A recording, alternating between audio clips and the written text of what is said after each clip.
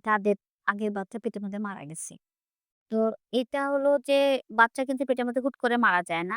তো এটা বাচ্চা পেটের মধ্যে এটার জন্য অনেকগুলা কারণ থাকে, বিভিন্ন কারণ থাকে। প্রেশার, ডায়াবেটিস এগুলা তো আছেই। আবার অনেক সময় দেখা যায় বাচ্চা পেটের মধ্যে গ্রোথটা ঠিক মতো হয় না। যে বাচ্চা সেটাকে আইজিআর বাচ্চা বলে বা লো বার্থ ওয়েট বাচ্চা বলা হয়। তো এটা কিভাবে মা বুঝবে যে আ এরকম আগে থেকে কিন্তু কিছু তার লক্ষণ থাকে যে বাচ্চা পেটের মধ্যে নাড়াচাড়া করা কমে যায়। তো এটা পেশেন্টকে আমরা সাধারণত বলি যে তার বাচ্চাটা ঠিকমতো নাড়াচাড়া করছে কিনা সে একটু খেয়াল করবে। তো এটা সাধারণত শেষের দিকে 30 উইকস এর পর থেকে আমরা পেশেন্টদেরকে বলি যে তার বাচ্চা সকাল থেকে রাত পর্যন্ত ১০-১২ বার নড়ছে কিনা। মোট কথা ১২ ঘন্টায় সে বাচ্চা ১০ বার যদি নড়ে তা ধরে নেওয়া হয় বাচ্চা ভালো আছে।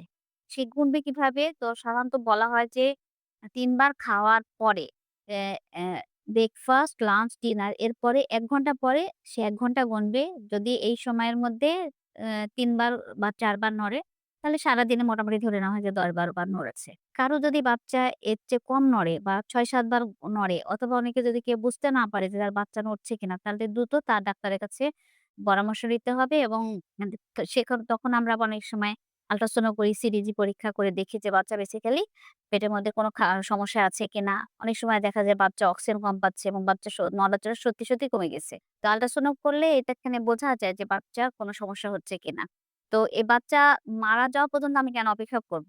সেক্ষেত্রে আমরা আগেই ডাক্তারের কাছে যাব এবং টাইম মতো আমাকে বাচ্চাটা ডেলিভারি করে বার করে দিতে হবে। যাতে বাচ্চাটা পেটের ভিতরে থেকে বাইরে সেটা তার জন্য সেফ হবে। তো সেজন্য আমাকে দ্রুত ডাক্তারের কাছে যেতে হবে এবং পেশেন্টদেরকে আমি বলব যে তারা যেন শেষের ২ মাস ৩ মাসের দে দে দে বাচ্চা নড়াচড়া ঠিক মতো করছে কিনা সেটা যেন খেয়াল করে।